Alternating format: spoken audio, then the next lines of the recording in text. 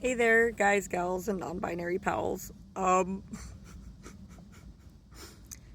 been having an interesting morning in general, and even more interesting morning on Facebook, and I think y'all would actually get a kick out of this. Okay, so first of all, we had a huge power outage here in Lincoln, Nebraska, and they still have not come to fix it because apparently, in this area of Nebraska,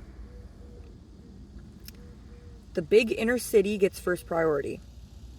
The houses outside the city get second priority, and individual customers get priority after that. Disability, medical issues, and ages of occupants, amount of occupants, none of that is considered at all. I even said, I'm like, okay, well, our grandparents are already very vulnerable. What if they were like on a machine that needed to be powered and we were freaked out because their generator was running out? They would be like, oh, that doesn't change priority. So I want to know how to get politically involved in Lincoln, Nebraska to fucking change that, because that is unacceptable. That shouldn't even federally be able to be a thing where you can just not care if people are disabled or if somebody is having a medical issue or if they're like infants and children or like maybe a pet or a family member on a breathing machine or something. Like, that stuff should be considered in priority on who gets their power back first. Because I'm sorry, but a young, married, fully healthy couple that is just sitting there watching shit on their phones all day shouldn't get first priority. Like, if it were just me and my husband living here and no one else, we should get last priority. Even with my disabilities, because I am fine compared to most other people. But here at his grandparents, with how vulnerable they are and the fact that his grandpa was just out of the hospital and his grandma has like a foot issue. I don't want to go into too much detail for her personal privacy. That should be considered. Like, they literally have to have power in their home. They're already having a lot of issues from them taking so long. And since it's not just me and my husband, since we also have 2 children and one of them is an infant, we've had to literally go over to a relative's house to warm bottles and to use the bathroom because I'm not going to make a minor pee or poop outside. So yeah, this is absolutely ridiculous in my opinion. But on to the crazier shit on Facebook. Oh my gosh, you guys. I joined this group that I thought was hilarious. That's called My Husband is an Asshole. Now, see, most of the posts I had seen on there were just people like being like, oh, we had a stupid fight over dishes, and then it was just people bitching together. It was nothing like serious, really, other than a couple rare posts where someone would be asking for like some actual advice where it's like, that's not an asshole, that's abusive, hun. But oh my gosh, some of these people on here really know little to nothing about emotional maturity.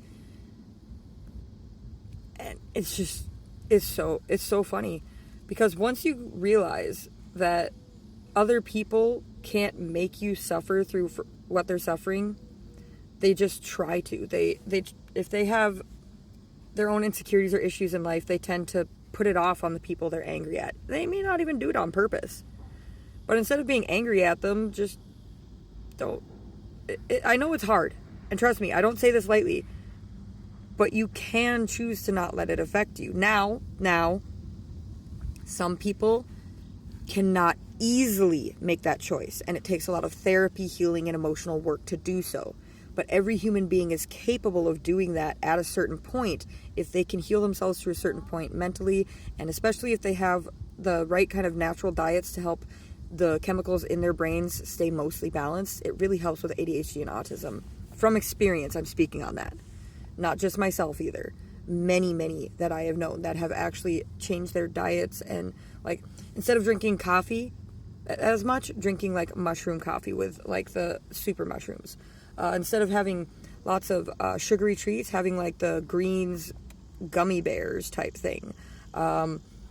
Instead of normal toothpaste, having fluoride-free toothpaste like Knobs, the No BS brand, that can literally help you grow your teeth back, or using Guru Nanda or other types of oil pulling to keep bacteria out, so that you never, with oil pulling and the Knobs toothpaste, you almost never have to go to a dentist.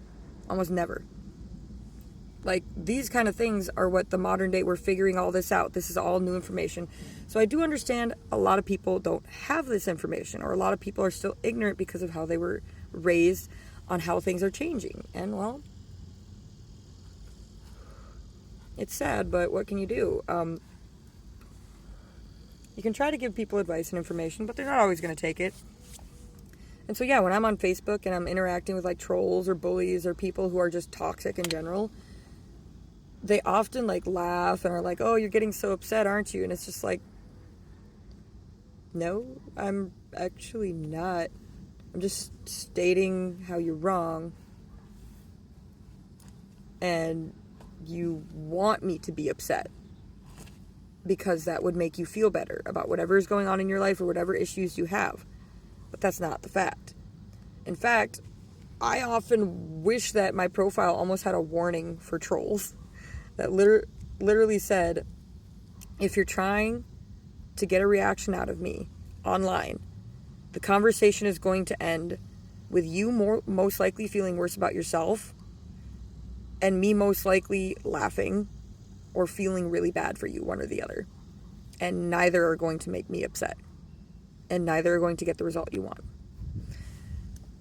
But yeah, people don't usually listen to that because if they're on there for those reasons, they're not going to care about that warning. They're not going to care if you might make them feel worse about themselves. They don't know any other way to deal with those issues.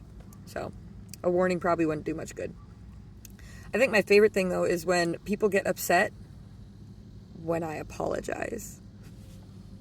Like, I was on this one post and I had been responding to several people in the comments, and it was about, specifically, the original poster had posted about a communication issue with their significant other at work.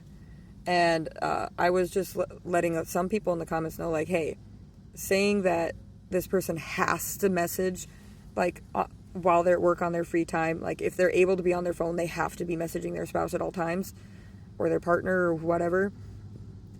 It's kind of toxic. Like, it's very possessive and clingy. That's not the kind of shit we promote in the modern day for emotional health. You need to be with someone who you're able to trust. And if you're not able to trust them, you need to be in therapy for the issues that you have and trust issues. Now, does that mean every person's going to be trustworthy and worthy of that trust? No. But it shouldn't let you not trust people who deserve it because of people who didn't. And one of these gals had made a comment that I thought she was implying the same thing. So I had responded, like, that's kind of toxic thinking that it has to be like all or nothing. And she's like, well, actually, I just meant that, she deserves to feel valued. So, like, on break or once a day, just responding to her so she knows she's valued is a lot different than her owning all of his time. And I'm like, you know what? I agree with you. I apologize for assuming what you were insinuating. And 2 other people jumped in the comments getting mad at me for apologizing. Like, if you have an opinion, you can't even stick to it. Why should anyone listen to you? Because opinions can change if you have an open mind. And if you realize you're wrong, you should admit it and take accountability. Because that's my whole point in all my comments. Like, it's so funny. And then people think that they can insult me on, like, how I look or my personal well-being. Like, oh, you're so mentally unhealthy, no wonder you got so many issues. Yeah, I have a lot of mental health issues, and I deal with them, and I know my issues with them, and I admit that. And then they try to insult my looks or, like, my teeth, and I'm like, yeah, I'm growing my teeth back because I lost them during pregnancy. No, I'm not a drug addict, so no, that doesn't offend me, because why would something untruthful offend me? You're the one that makes the assumption. That doesn't do anything to my actual character. And if you want to try and ruin my reputation, that just shows you as a manipulative person. And anybody who's going to believe you without looking into it themselves isn't probably worth my time. But yeah, this was my TED Talk moment. I hope you all have a great day. Yeah. And as Robin Williams would say, be kind to one another. We miss Robin Williams in this household a lot. All right. Peace.